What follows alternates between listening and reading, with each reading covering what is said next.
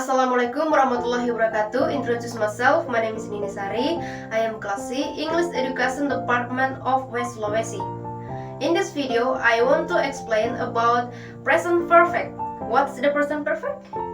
Oke, untuk lebih jelasnya, tonton video berikut ini. Oke, pertama kita analisa dulu dari kata present and perfect. Present di sini adalah waktunya, yaitu sekarang. Sedangkan perfect adalah sifatnya, yang artinya sempurna atau sudah dilakukan. The function atau fungsinya, yaitu explain activity that have or have not occurred with a time that is not very clear, yang artinya menjelaskan aktivitas yang sudah atau belum terjadi dengan waktu yang tidak terlalu jelas. Kemudian time signalnya yaitu ever yang artinya pernah, never yang artinya tidak pernah, before yang artinya belum, for yang artinya selama, and since yang artinya sejak. Kemudian rumus present perfect atau form. Kalau dalam bentuk positif, rumusnya adalah subject plus have or has plus verb 3 plus object.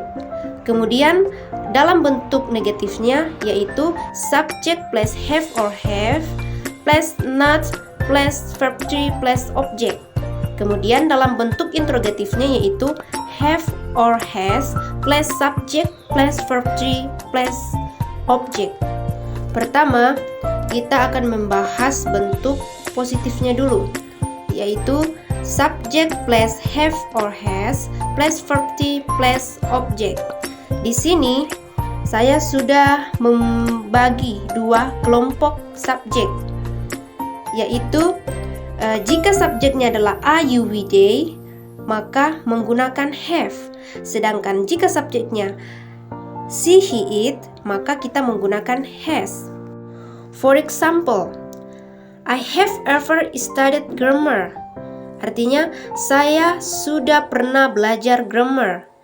I di sini sebagai subjek, ever di sini sebagai time signalnya, studied sebagai kata kerja bentuk ketiga, grammar sebagai objek. Contoh kedua, we have never studied English. Artinya kita tidak pernah belajar bahasa Inggris. We di sini sebagai subjek, never di sini sebagai time signal, studied sebagai kata kerja bentuk ketiga, English sebagai objek. Contoh ketiga, he has eaten before going to sleep. Artinya dia sudah makan sebelum tidur. He di sini sebagai subjek, eaten sebagai kata kerja bentuk ketiga, before sebagai time signalnya, dan going to sleep sebagai objek. Kemudian kita masuk di bentuk negatifnya dengan rumus subject plus have or has plus not plus verb 3 plus object. Di sini saya juga sudah membagi dua kelompok subjek, yaitu jika subjeknya I, you, we, they, kita menggunakan have not yang biasa disingkat dengan haven't. Kemudian she, he, it, kita menggunakan has not yang biasa disingkat dengan hasn't. For example, I haven't drunk a cup of coffee. Artinya saya belum minum secangkir kopi. I di sini sebagai subjek, drunk di sini sebagai kata kerja bentuk ketiga, a cup of coffee di sini sebagai komplement atau objek. Contoh kedua, they haven't played football.